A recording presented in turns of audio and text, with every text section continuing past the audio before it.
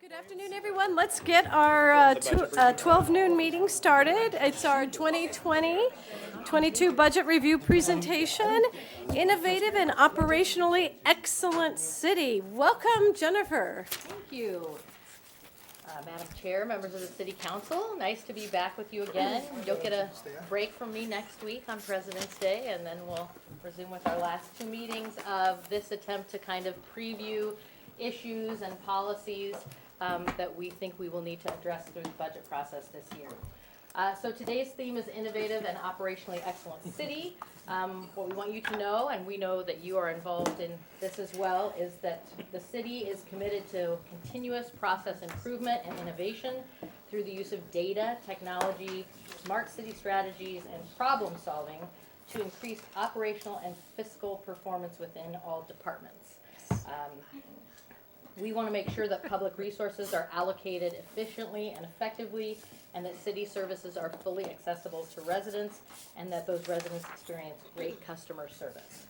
So prior to today, when we've met, we've come to you to lift up policy goals in terms of public safety response times, or emerging challenges that we see on the horizon, including technology security or our EAB response, or planning for a second source of water.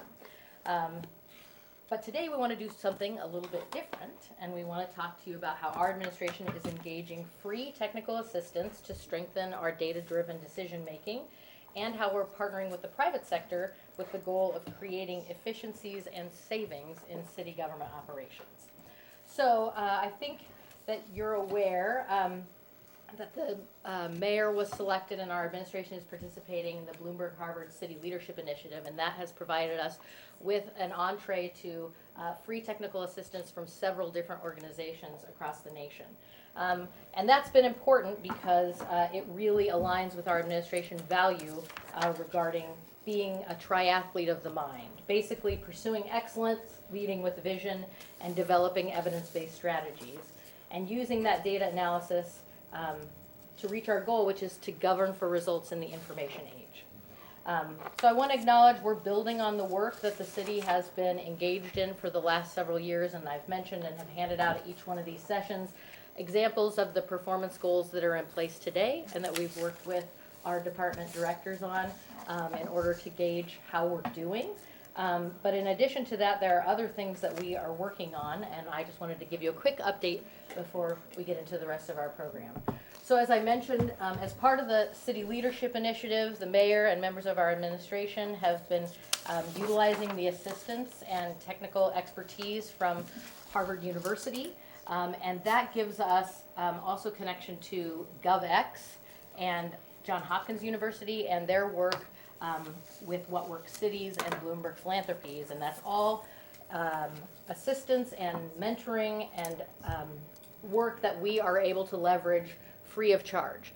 So that's consultants we don't have to engage for a fee here in Lincoln or regionally or nationally, and we really feel like that is setting us up for success.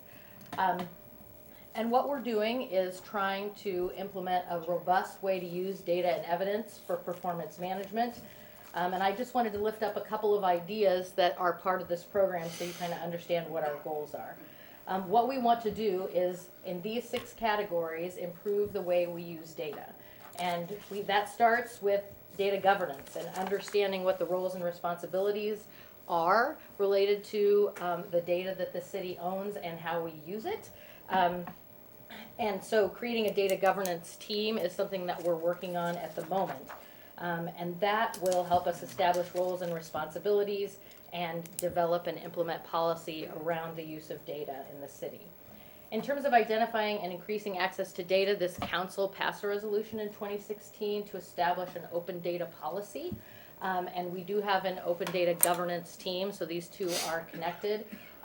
You received a report last July. At that time, the committee hadn't met for several months, but you saw recommendations from them last summer, basically around reconstituting the committee and looking at pursuing their charge. And so we are in the middle of reconstituting that committee, and we believe that they'll be meeting in the next probably 30 to 60 days.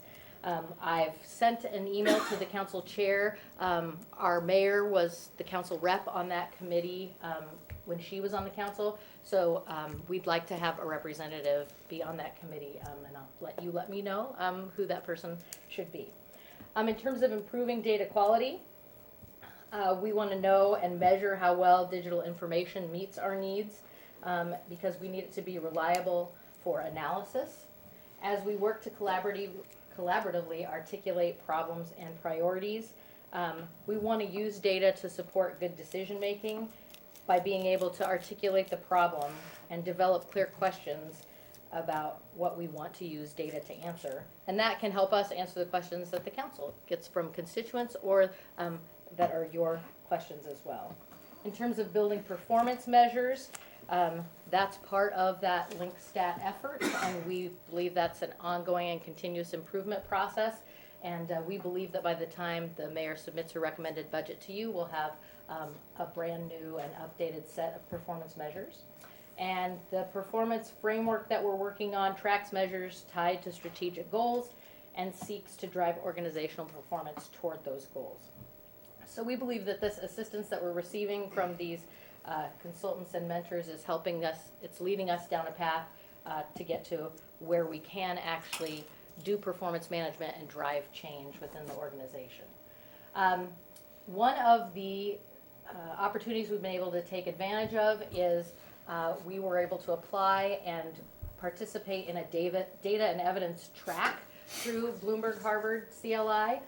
So we have a group of leaders, members of our mayoral advisory team, selected directors, including those from police, urban development, health, planning, and our CIO, and then a couple of data leaders amongst staff across the city. And we've been engaging in virtual sessions where we work with professors and technical experts to help us understand how to use data and evidence, and then how to help our staff understand the right way to use those measures as we move forward. So you can see by this timeline, we've had a couple of sessions, and we will continue working with this program through the end of June. One last little piece is What Works Cities. What Works Cities certification helps us benchmark our progress and develops a roadmap for using data and evidence to drive change and deliver results for residents. This is a process. You can be certified in several different categories. I think it's silver, gold, and platinum. The city had applied for certification before our mayoral administration. We updated our application, and now we are using a roadmap on how to get to certification. So I have a copy of that report if you're interested, and it really just tells us where we've made good progress and where we need to focus our efforts. But you will note that one of the places where we are strongest is in the open data category. Because of adopting that policy and working through that, we've made good strides in that area. Finally, I just wanted to talk briefly about other technical assistance that we're taking advantage of. Again, because of our connection with the City Leadership Initiative, we've been working with Bloomberg Associates, and they are providing project consulting. We actually have a kickoff call this week, and we're talking about how we develop key performance indicators around economic development, especially our public-private partnership that we have with the Chamber, how we demonstrate success in that area.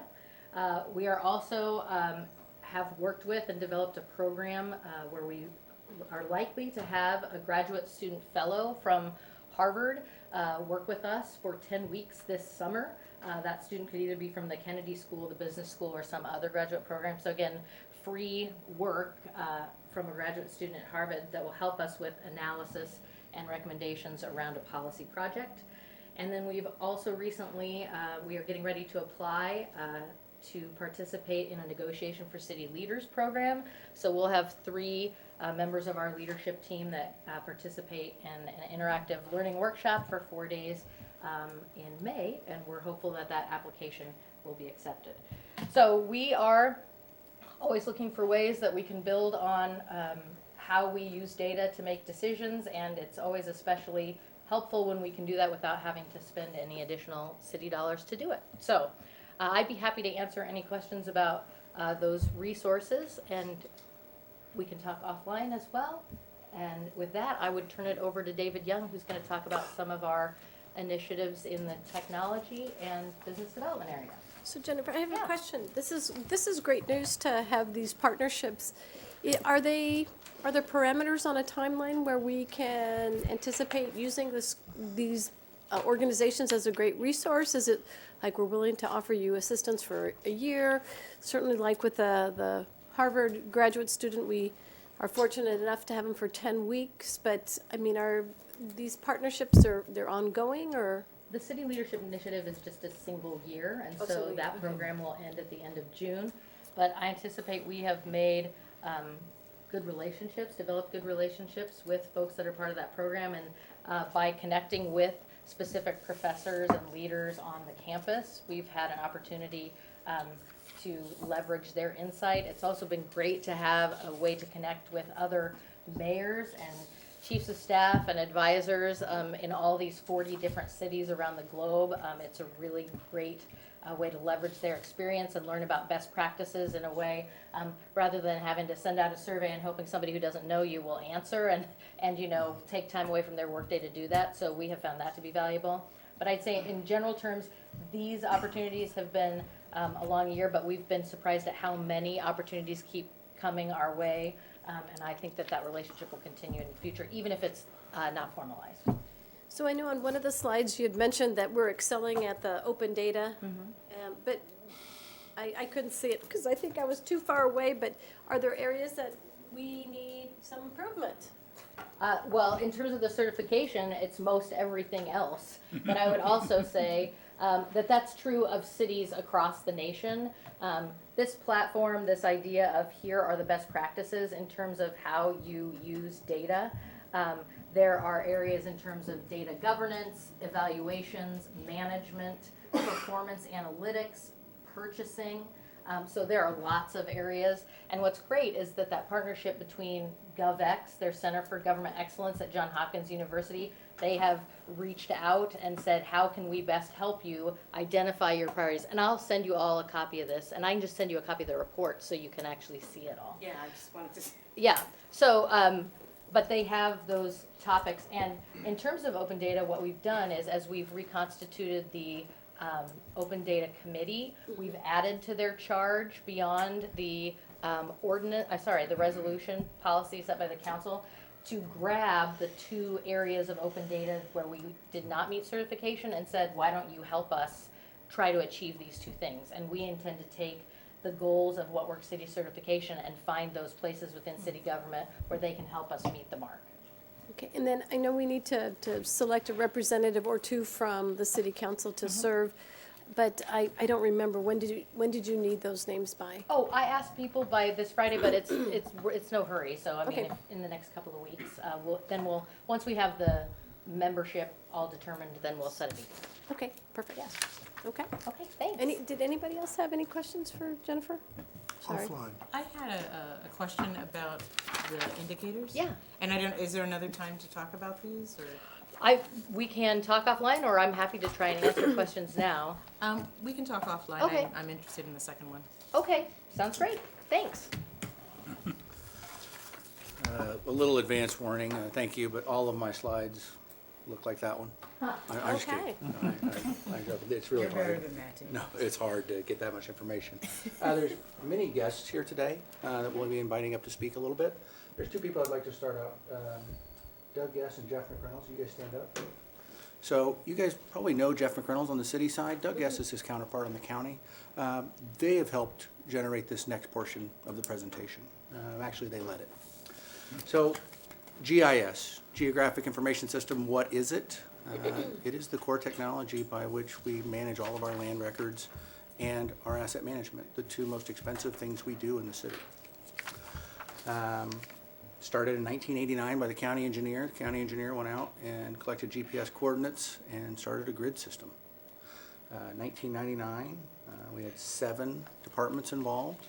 Today, there are 11 departments and 25 employees who do GIS work in the city and county. December 2013, City County Consolidation Task Force recommended that Public Works, now LTU, and the county engineer should combine GIS functions as soon as possible. Why? They both do asset management, they both do land records. 2014, LTU decided it would take the first step. Prior to 2014, LTU had 9 GIS employees, 1 per division. So we consolidated those together, and we started partnering with the county assessor to streamline the land-based review process. In 2016, the county engineer came in, and we started partnering on a digital plat submission standard, which was adopted by this council about 18 months ago. During the course of this project, we measured what the cost would be from creating efficiencies, and we saved almost $1 million over 5 years. Why? Because we reduced the requirement from 9 employees to 6 employees over time. Nobody was fired. It was either retirement or through transitioning to a new job in the department. So what are we proposing? To implement the 2013 recommendations and to go a little bit beyond and involve the county assessor. Why would we do it? To have a unified asset management system. You'll see here in a few minutes, BEEHIVE, our local vendor for asset management, will come up and talk about that. We would like Public Works and the county engineer to have the same system. Digital land records, from submission of a plat in CAD all the way through approval. We would like that to be digital and online. Electronic workflow, any asset management changes to our system, we would like it to be submitted and tracked. Who did the last edit, right? And then data analytics, we'd like to build a city stat and a county stat system with the same group of employees. So what is success? If we increase efficiency in asset management, a single system, reducing duplicative systems, we will consider that success of this program. If we decrease the time between plat filing and property sales, so when a developer files a plat, he has to wait to sell that property until it's approved. If we can decrease that time, that will be success. If we can speed up the departmental approval and track the departmental approvals of all of these changes, think easement vacations, think approvals of right-of-way, then that will be success. And if we develop a full city and county stat program out of the same resources that we're using today, then that is success. In short, better, stronger, faster. So I'd like to invite up our county engineer first to give us a few comments. Welcome, County Engineer Pam Dingman. Thank you. There's a couple things about this. David and I have actually been talking about this since my first week here as county engineer. Although I will say on my first week here in that conversation, he made me very angry. And we since have come back around to an area of mutual understanding and respect. But that being said, the main concern really here is, I mean, and as you guys are aware, especially when we're dealing with engineers and data-driven individuals, don't always play nice with each other. And so we actually are in a situation where we have 2 land databases. One that's housed in engineering and one that's housed in the assessor's office. And then there's also some intricacies between the city data and the county data. And there were actually even lines drawn that said, you are gonna stay out of my data in this area and I'm gonna stay out. I mean, the lines were physically drawn. I think they called it the green line or something, don't pass the green line. You know, it's time to be done with the green line. This is data that's used for everybody. It's interesting that GIS started in county engineering, but it's not just a map anymore. It's not how we just control lots.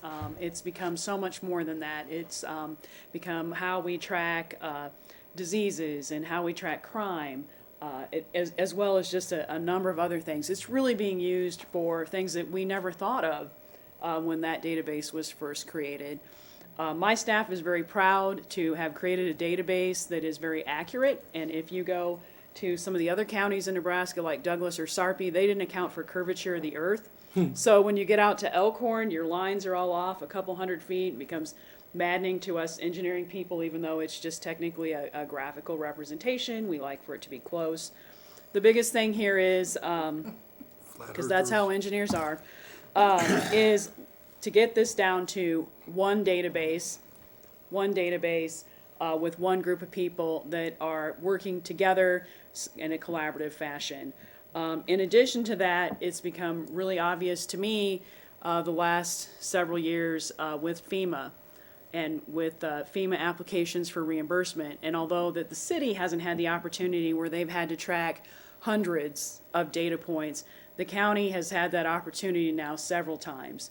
And I think we need to work to implement that system across both the city and the county. When you're tracking thousands of data points and trying to get FEMA reimbursements back for damage, it becomes very tedious. I'm really glad that you guys haven't had that opportunity, but we've created a way to database all that, that we are having some success with our FEMA request for reimbursement that I believe would be helpful for the city to have in place also. In addition to that, David referred to the plats electronic submittal.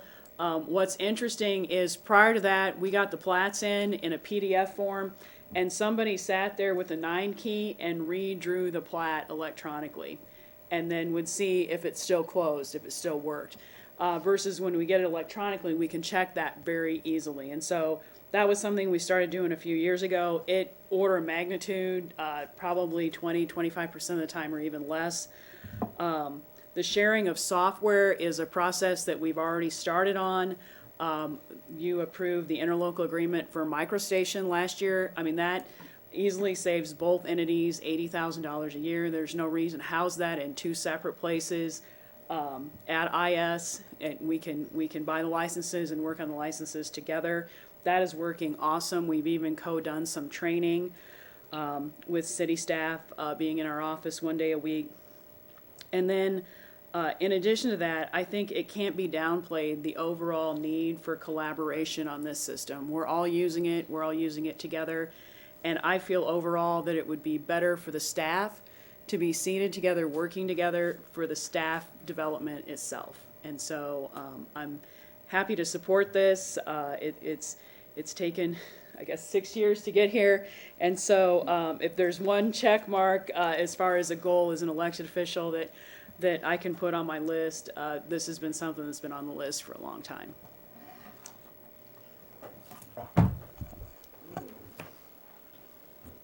Well, I'd like to make a comment and say thank you. This is really, really exciting to see this recommendation from one of the task force on consolidation. But it actually started back, there was the one in 2013, there was the task force consolidation back in the 90s, and this was actually one of the recommendations from the task force that was in the 1970s. So it's really exciting to see it come to fruition, and to thank both of you for your leadership, and thank you, David, for apologizing. I can tell. See, we can work well together. And we're just kind of bringing up people to talk, right? So if there's any questions, please, Okay. please, at any time. And I'm Rob Ogden. I'm the favorite person in the county. You are the prognosticator. What I've noticed is since we changed to the new website that people have to search for properties, my picture happens to be on there, so I get all kinds of comments. We may have to fix that. Is it a stick drawing? No longer stick figure. Okay. But this is a wonderful time. I came back to the county the third time in 2002. And at that time, there was a GIS committee that would get together monthly to talk about doing things together. Each agency had their own little silo. And it sort of stayed that way. We had all sorts of studies, and we wanted to have, the first thing was a unified land base. And with what used to, LTU, I have a hard time getting LTU out from what it was before. So between LTU and ourselves, we got the city part of that done, and a lot of the county stuff we already had. So we've cleaned a lot of that up. It'll be short notice to be able to have one unified land base when the county engineer joins the group. with what we have with land base, everything builds on top of that. We have the parcel base, which most people, that's probably the web's most public-facing side that people use because they're looking for their values.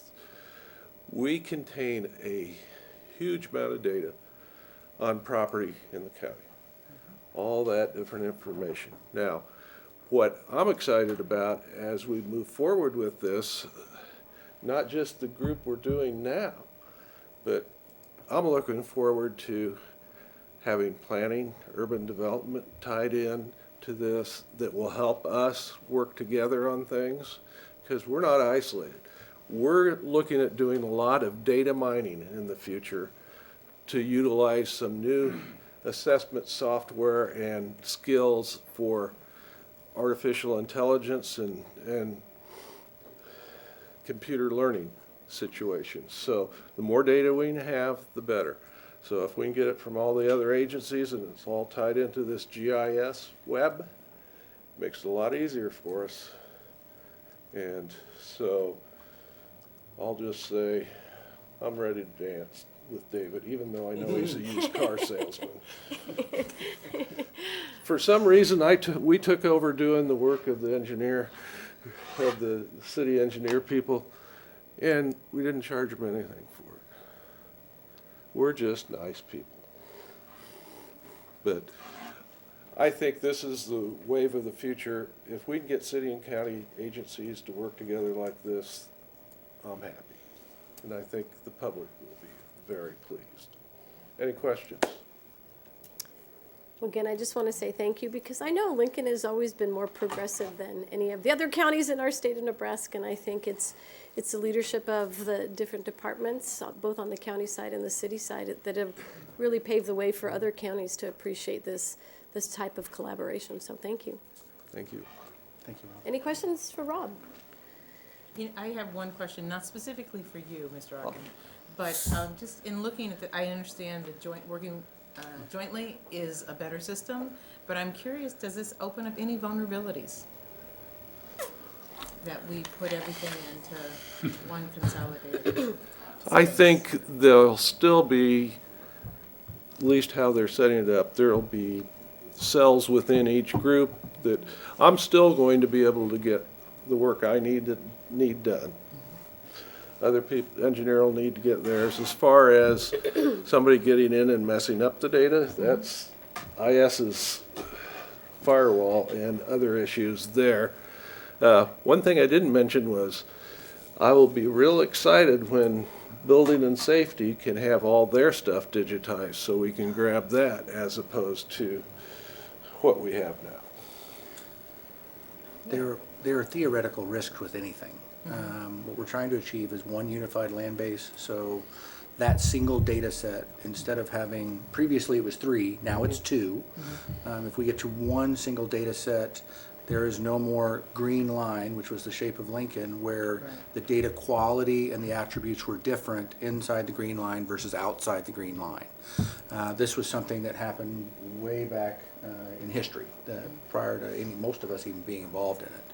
So one data set allows us to build applications that link in, allows us to manage that data set appropriately. I guess theoretically, if the tornado struck and all the GIS people were sitting together, maybe. But I don't see it from a data standpoint. Right now, the staff is located at 3 different offices. In this proposal, they would sit together in one office. So, yeah. I just had a quick question that just came to me. Are the other cities inside the county supportive and on board also, like Waverly? I mean, like when I hear this like co-location pilot program, is the same thing going on between like Waverly and Lancaster County, or is it just pretty much Lincoln and Lancaster County? This is a Lincoln and Lancaster County initiative. IS is a joint city-county agency. Okay. Somebody knows the answer. How the villages work is a different So how the villages work is along the boundaries. Anyway, they have their own GIS, usually consultant internally, but we do check their plats, which may sound like we're doing something really nice, except for we like to know where the annexation boundary is going to be. So in essence, we're checking the boundary of their plat to ensure that it's correct. So at the county, we do collaborate with the villages. They don't have a surveyor to check their plats, so it's usually very helpful. Okay, I was just curious. Thanks. Tom Cassidy, official short timer. Another title. Don't go there. Among my hobbies, I am a GIS geek. We knew that one. I got interested in GIS back in the early 1990s when my office, I was the Lancaster County Sheriff, my office was right next door to the county engineer, and one of their employees, Jim Langtree, knowing that I'd be intrigued, showed me what the county engineer was up to back in the late 80s and early 90s. I got very interested in the applications of GIS technology to public safety, and for one reason or another, I've never really understood this because my VCR still flashes midnight, but I was able to learn GIS software pretty readily. And, you know, in the past 28 years, I've gained quite a bit of experience building applications, actually creating data. I want you to know that from kind of a high-end user that's been doing it for a long time, I think this is a really good idea to try this merger of the GIS operations between the city and the county. We've shared data back to the very beginning of GIS. In fact, one of the things that sets Lincoln aside from a lot of communities is that we have an enterprise GIS where we all share data with one another. This is taking that another step beyond just sharing the data. It's also sharing the personnel and co-locating the personnel. I think that's a really good idea. One of the things that I've learned in my years of working with GIS software is that people who do that work, when they live together, they learn from one another.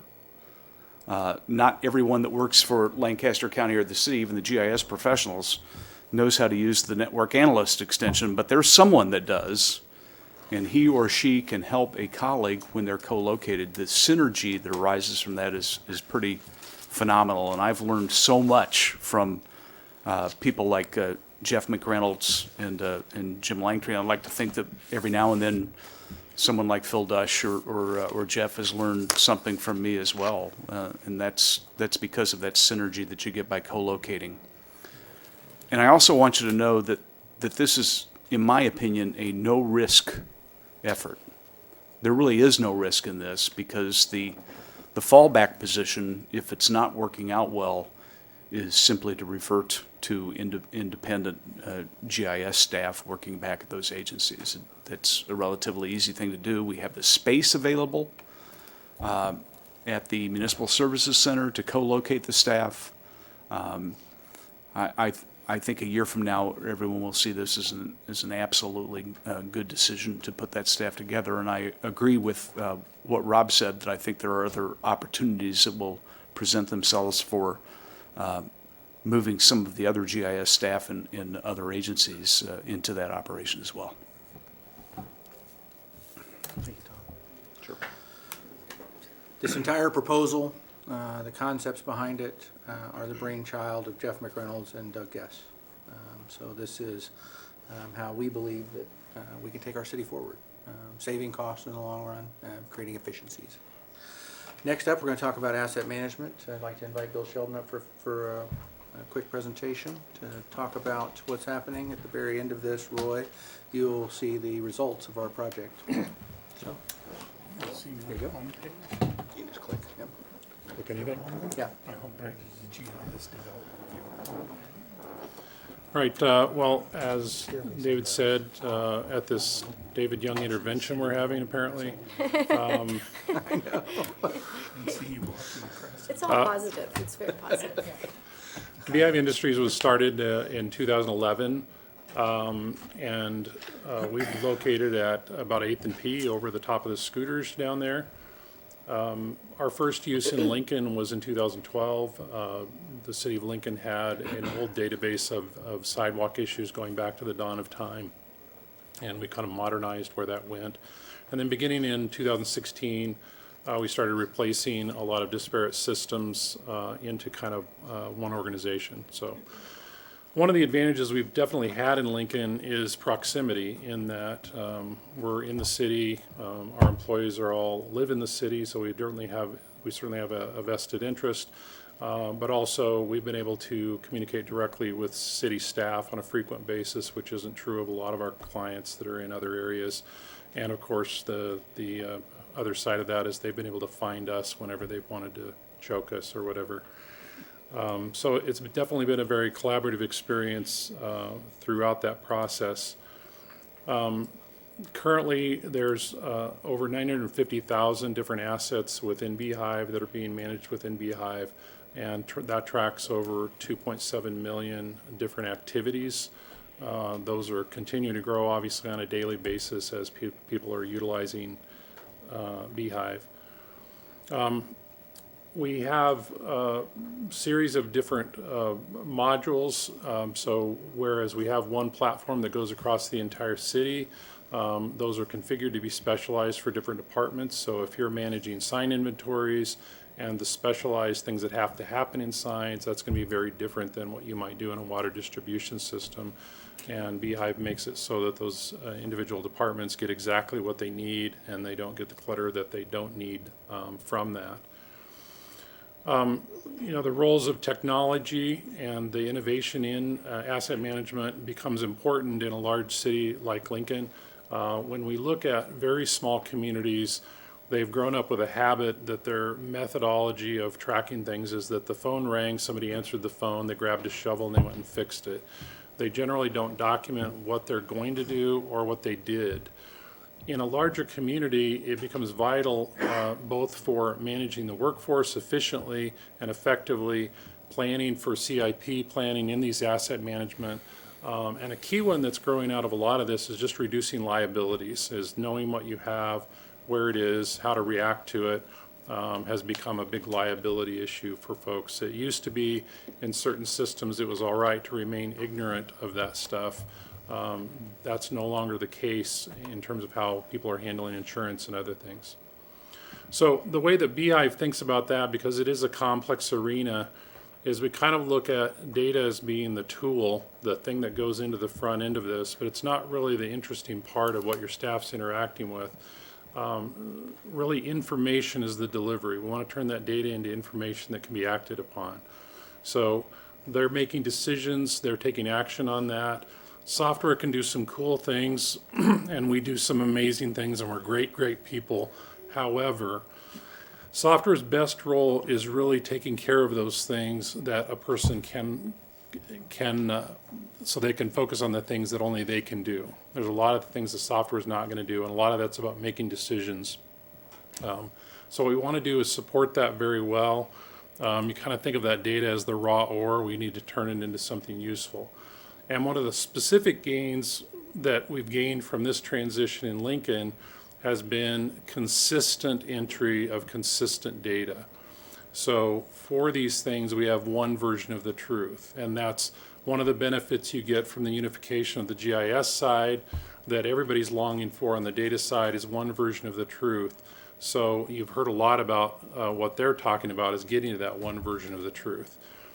We do the same thing on those activities, workforce items, and asset condition management. We want one version of the truth. And then we can evolve that version of the truth to be better and better over time. So BEEHIVE Industries, I bring this up because a lot of this has to do with Lincoln. BEEHIVE is in kind of three different sectors. We do a lot of things with municipalities and with utilities. But we also are the platform for Arbor Day's Energy Saving Trees program, which they market to very large utilities who market it to their customers. And that's kind of the upper right one is those facilities that are using BEEHIVE for that. And then there's also a private industry here in Lincoln that has a fence management software that they market and deploy all over the United States. And that's kind of the bottom one there, and that's based on the BEEHIVE platform. So it may look like I'm bragging, which I certainly am, but really a lot of this grew out of initial work that we did with Lincoln. And some of our factors of success in that has definitely been kind of in three pieces. One is the kind of collaborative ecostructure that's been built in Lincoln overall, and that's been led by the city in large part, but these cooperations between city, private sector, university, all of those have fed into success of BEEHIVE. The city's faith in BEEHIVE. Back in 2012, we were a young company, and man, you don't want to get in business with a young software company. But that was a significant factor for us to go forward with that. And the third one, which is really important for us in Lincoln, is the innovation and the vision that comes out of your staff, is that we're constantly being challenged for the next thing that they want to achieve and how the software can help support that. And so you've got imaginative staff, you've got staff that are committed to making things better, and that's a constant laboratory for us to get new ideas about things that can help them. We can get that into our product, we can distribute that to the rest of our clients. But one of the things we try to do with BEEHIVE is we try to make it an evergreen experience for our clients. So when we update our software, we deploy that to our clients immediately. We don't do large, huge upgrades every 3 years for $1.5 billion. That's a continuous output of progress that we have, and we distribute it to our clients as we get those things.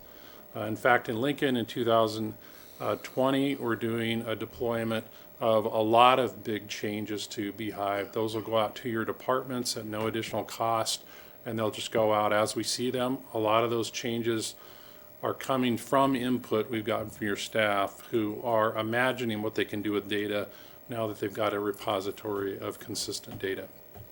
So it's been very fun to work in this environment, work with those people and those people with those visions. That's about all I've got. What did it cost? So we used to run 5 different pieces of software, and we were looking at, you see the upgrade column all the way to the right at the top. That was the projected upgrade cost for each one of those systems that we were using previously. Now we have one system, BEEHIVE. Our cost was $1.8 million over the 4-year period. But that doesn't include that we've also added parks. And we're looking at adding the county engineer. The reason we asked Bill to speak after the GIS group, the GIS data is the foundation for this system. This system is the action that happens on top of it. So when the county engineer was discussing how do we do FEMA claims, how do we track that, we would track that in this system, and we would be able to track it in the city and the county the same. One database, one data set. And we did go with a company that was local. I think that's very important when we talk about technology. There are communities that have automotive backgrounds, there are communities that have agricultural backgrounds. We have the university here. We have the Rake School here. I think we as a community should prioritize procuring our technology from local companies to help build that. Any questions for Bill? I have a question for you, Yes, ma'am. David. You said that Parks was going to come in. Is this in 2020? And what was the other department? Parks is already on. Parks is already on. Right, they were part of this project, Okay. and county engineer will be a result of the co-location. Getting us one group together to actually provide support for the county engineer, so they don't need to hire somebody else to do this. We have one team that's already doing it. So, Thank you. Thank you very much. next we have a good friend Doug. You guys may know, many of you may know Doug. He's around. Thanks, David. Good afternoon. Thanks for having me. I'm going to talk a little bit about Nebraska Global and Don't Panic Labs. So Nebraska Global was formed 10 years ago by partners from a previous software company here in Lincoln and backed by Lincoln investors. And Nebraska Global was formed to try to, for a couple of reasons. One is, at the time we were seeing a lot of our students coming out of the University of Nebraska were leaving the city and leaving the state feeling they had to go to either Boston or San Jose in order to work for high-tech software technology startups. And two, we wanted to try to help bootstrap a tech ecosystem that was, there was always been a software company presence in Lincoln, but we were all kind of in our own worlds, heads down. Our customers typically weren't in this state. And so we felt a strategy to do this was to combine this investment money with a proven product development team to help build and launch software tech companies in a very visible way to help promote and boost a tech ecosystem here in Lincoln, Nebraska. So within the first 4 years, we built and launched a number of companies, BEEHIVE being one of them, using an organization within inside Nebraska Global called Don't Panic Labs. We did that because we knew we were going to want to be recruiting young talent from the university and the community, and we thought if we went and talked to them and said, do you want to come work for Nebraska Global, that didn't really sound like a very trendy company. So we came up with the term Don't Panic Labs. It truly was just a marketing ploy for us to try to attract talent.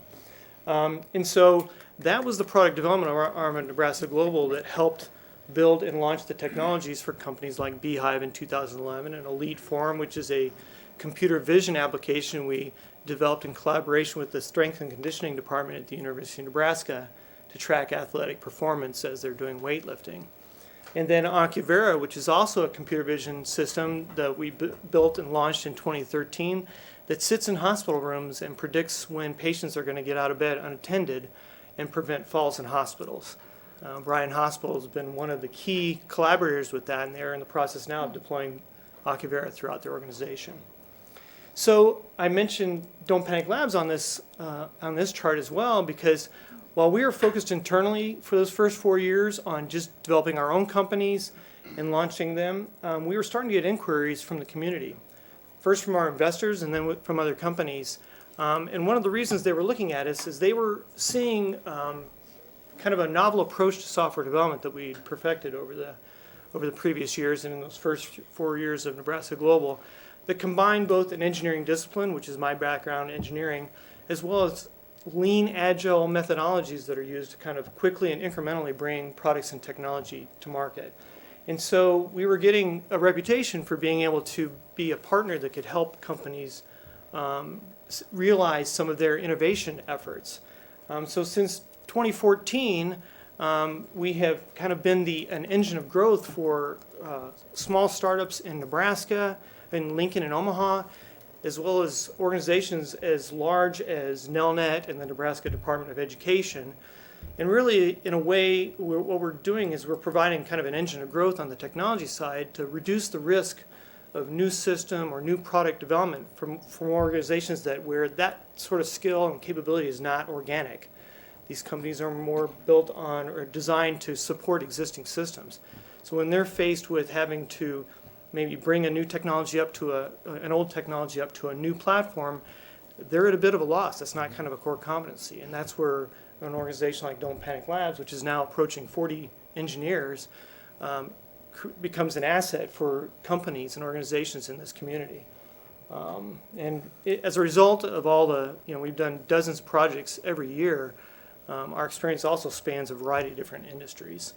So the last thing I would add is that we're also in collaboration with both the City of Lincoln and the University of Nebraska on the NEXTT project, which is another area where we have partnered. Thank you, Doug. Yeah. Many of the challenges that we're facing with the previous presentations that we've had, right? Legacy software systems that need to be upgraded, that would be very expensive to go purchase on the market. How do we handle those? Bringing in Don't Panic Labs to help us evaluate our options and potentially partner with us to develop solutions is why we asked Don't Panic Labs to come in and Doug to come in today. Next, we're going to talk about cultural improvement with AMPed. All of these partnerships that we're bringing forward today are focusing on Lincoln, to do business with Lincoln companies, right? People who live here. There's a little clicker right there for me too. Go ahead. Hi, so I'm here to talk about our most important asset is our employees, the humans that run our city and our county. So my name is Colin Kneve, I'm founder of AMPed. We're a software employee engagement, recognition, and communication platform. Our office is 2 blocks away from here on 11th Street. Founded in 2015 under the premise of the nudge theory. And the nudge theory is simply getting the desired behavior through positive recognition and nudging. An example, if I teach my daughter how to ride her skateboard and I tell her, hey, don't hit my car, where's she focused? She's going to hit my car. If I say, hey, let's look where we're going and focus on that, chances are she misses the car, right? I've had the privilege of working with LTU now going on 3 years. It's been great from a revenue growth standpoint, but the most important thing is platform improvements. So we got our start in healthcare. And when you switch from healthcare to municipalities, it was a challenge because we have a portion of our city employees that don't have email addresses. So we're asking them to get onto personal email addresses. So we're asking employees to get onto a desktop and a mobile application. One of the things we've done through our mobile app is be able to connect to personal or business cell phone numbers. Now, if you look at whether it's a CEO or someone cleaning a room, they might live in different houses, drive different cars, but typically the device in their pocket's the same. So our technology, and that's been great. But the other thing about it is, a challenge for us, as a citizen of Lincoln, it's pretty easy for me to complain about the potholes, complain about snow removal. I don't know if you guys have ever heard that, right? No. But on social media, that's what spreads. It's a pothole. Right? When I started working with LTU, we're fixing potholes and maintaining our roads faster and better than we ever have. But the outside world doesn't see that. So it was important to me to work with David and his team to humanize these individuals, these men and women that are out there on our streets, but they go home and their mothers, fathers, husbands, wives, they're in our churches, right? And so it was important for me to manipulate our platform in a way that not only could peer-to-peer recognize their efforts and humanize their efforts, but that this recognition could be shared on social platforms. So instead of talking about the negatives, what we're doing, let's focus on our positives. Let's let the community see that, hey, Bill, Jane, and Bob, they're not only out there risking their lives, literally, if you see how some of us drive in the morning and at night, to fix our streets, but they're going home and being, human beings as well, too, right? So the other exciting thing for me was as we worked across the multiple layers of LTU was how LTU employees got to learn about each other. And I was in Department of Transportation one day, and we were showing a profile, and the gal said, "Oh, that's what he does? I didn't even know we did that." Right? So now we're getting each other to learn about our peers in the workplace. And our whole premise behind this is a rising tide lifts all boats. Better recognized, more engaged employees make better and more engaged citizens for our city, our county, and our state. And it's been a I would say a really worthwhile challenge for us to work with the employees of LTU, but it's been a blast, and I can't wait to see what else transpires from this. So as part of our certification program in LTU, we did a survey of all employees, and there was a gap between frontline staff and management, and that gap was communications. And so in partnering with AMPT, we were looking to a way to improve performance of the entire team and to integrate everybody into the discussion. And that's what we've done. As we go forward and look to spread this across the rest of the city, we would like to come back and make a presentation for you specifically around the technology. You have any questions on this? Well, we're going to get through here pretty quickly. We're going to invite our last speaker up, Dr. John Byrne. Thank you. And I appreciate your guys' patience. I know these Looks like he's presentations the are next speaker. Huh? He's the next speaker. Last speaker. Then you get me. Sorry. Oh. Good afternoon, everyone. I'm John Moran. I'm the Susan J. Rosowski Professor of Computer Science Engineering at University of Nebraska-Lincoln. I direct the Cyber-Physical Networking Lab, where we work on Internet of Things, IoT solutions. And I'll talk about Internet of Things a little bit. Back when I was doing my PhD in the early 2000s at Georgia Tech, we were working on the fundamentals of Internet of Things, and 10, 15 years later, now I'm here talking about how to deploy them, how to use them. And what we're doing right now is to look at the next 15, 20 years, what are the challenges that we need to tackle. So you've probably seen this article from Economist, where data is the most valuable resource now. It's not the oil, but data. This has been the first data revolution, if you will, where we have been relying now on data in almost all decisions we make. But most of the data we're getting are still from humans, and the next revolution would be putting devices, connected devices, out in the field to get real-time information from the physical world. So we're expanding our reach to the physical world with Internet of Things. And we are, in collaboration with the city, we have been looking at the next generation Internet of Things challenges. If you look at the growth of IoT, we now have more connected devices than the whole population of the Earth. And the predictions show by 2025, we will have 8 devices per each person on the world connected. So there's a significant growth. If you look at the directions, the goals of 5G, 2 of the 3 major growth directions are related to IoT. One is massive connectivity, up to 1 million devices per kilometer square connected. The other is ultra reliable, low latency solutions. We're talking about wireless factories. We're talking about remote surgery solutions. So these are the next generation solutions. So we have been working with our community as the university, with public and private sector and the city to look at the needs of the community. And we have come up with 3 main use cases where we need technological innovations.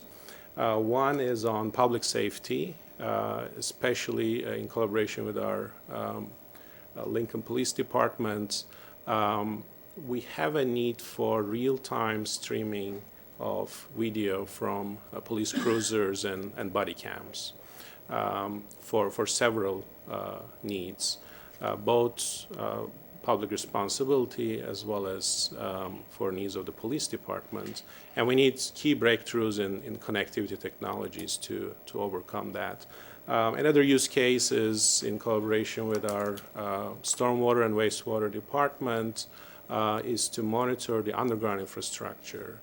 We need, again, technological advancements in both devices, sensors, and connectivity to be able to monitor our underground infrastructure in real time, so that, for example, if the wastewater load will be high, the retreatment plant can be prepared in advance before the rush reaches. And the other use case is agricultural irrigation automation, which is related to both rural broadband connectivity, which is one of the challenges we are facing today, and also food safety. So we have been working with these public and private partners that you have seen. So these are the use cases that we have identified that we think are both of significant need for the community and also has significant technical challenges. These are not things that we can design and develop for the next year, but we need to work on them in a great collaboration. So this has resulted in the next team with 2 T's. It stands for Nebraska Experimental Testbed of Things. To be able to design next generation solutions, especially when it comes to Internet of Things, we need public-private partnership and infrastructure to be built so we can design these solutions in the places they will be used. So you can see our partners in both public and private sector locally, as well as our national partners. As a part of this effort, you're well aware that we have established iLink, an interlocal agency between UNL and the city. And on behalf of my team, I'd like to thank for your support for this agency. This is an agency that is right now formed, which is waiting for its effort to be funded so it can be made active.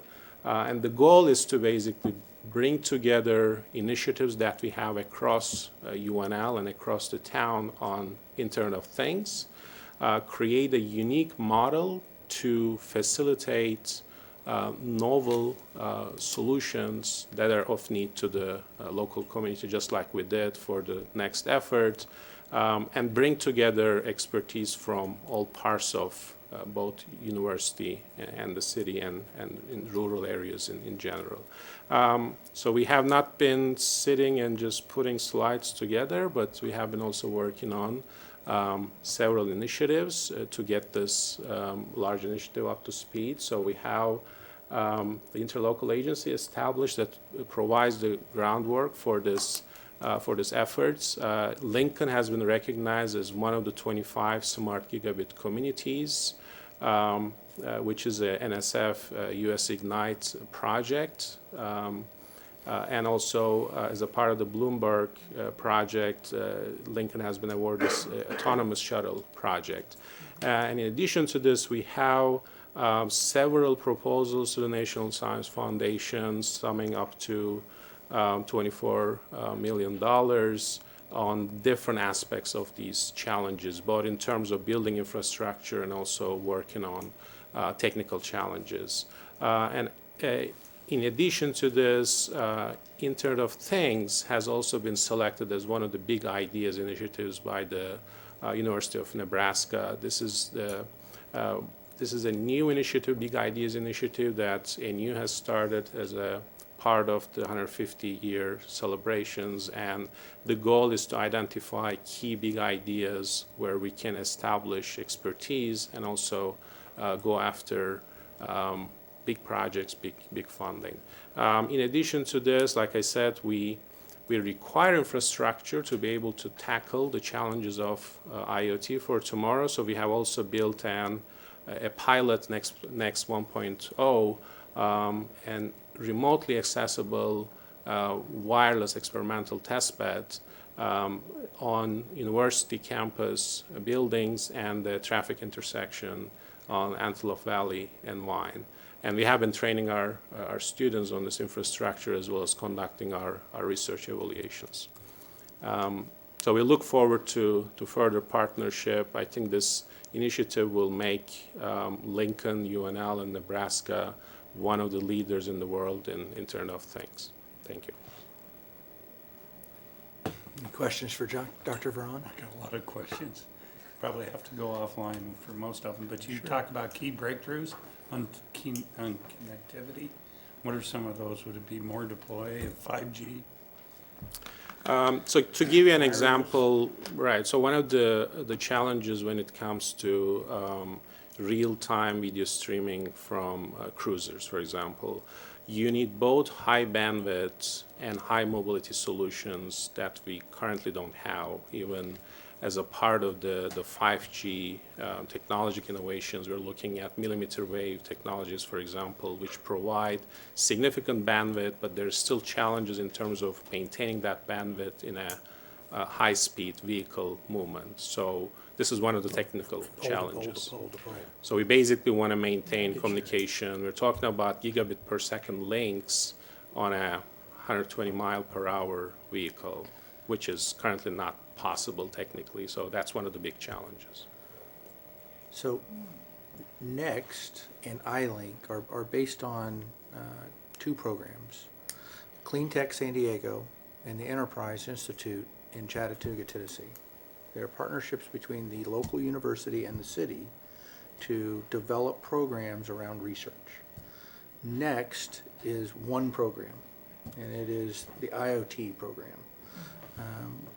iLink is the agreement between the city and the university to work together. So this council voted on that just a few months back, and that is very appreciative.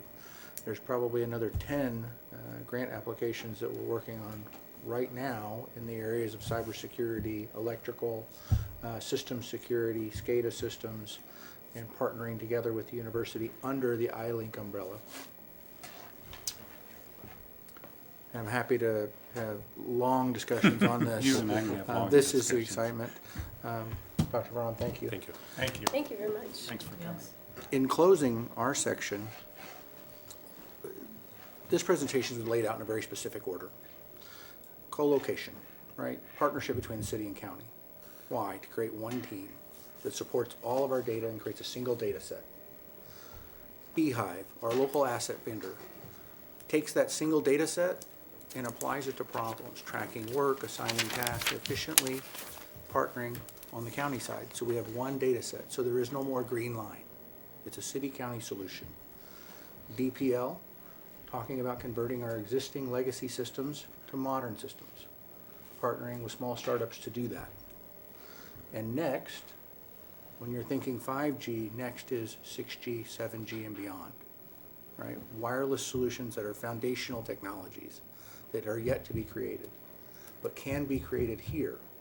You put all of this together, partnership between the city and the county and the university with local technology companies and a single set of community data, you get a smart city.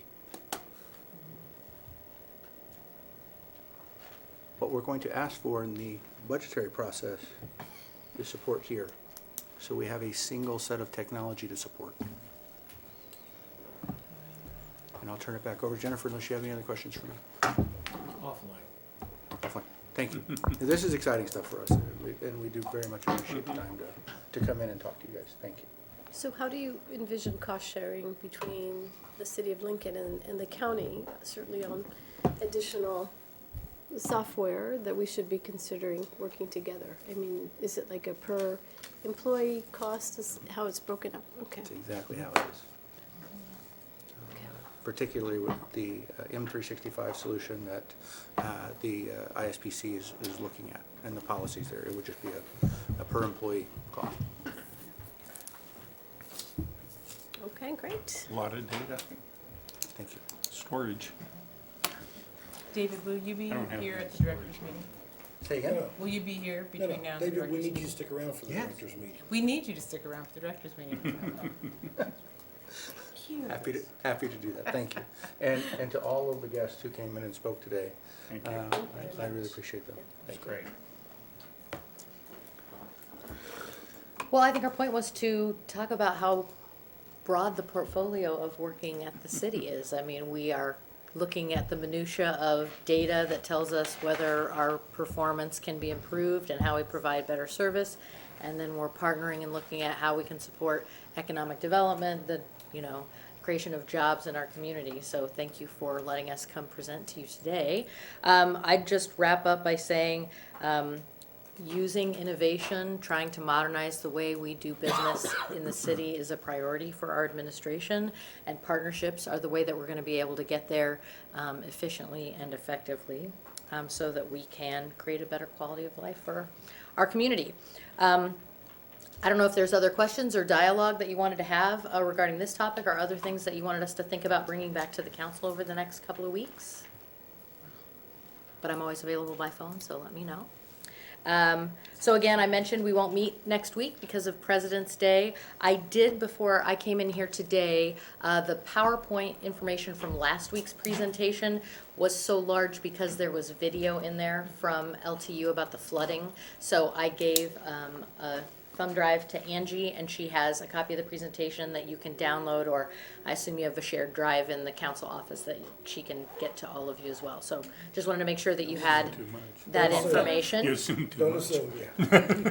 Well, I know that our chief information officer would love to help your office create that shared drive to make it easy to share this information. I would love to have a conversation about innovation in the city council with our information technology. Well, we can all be in the cloud now, so I know that David can help you do that.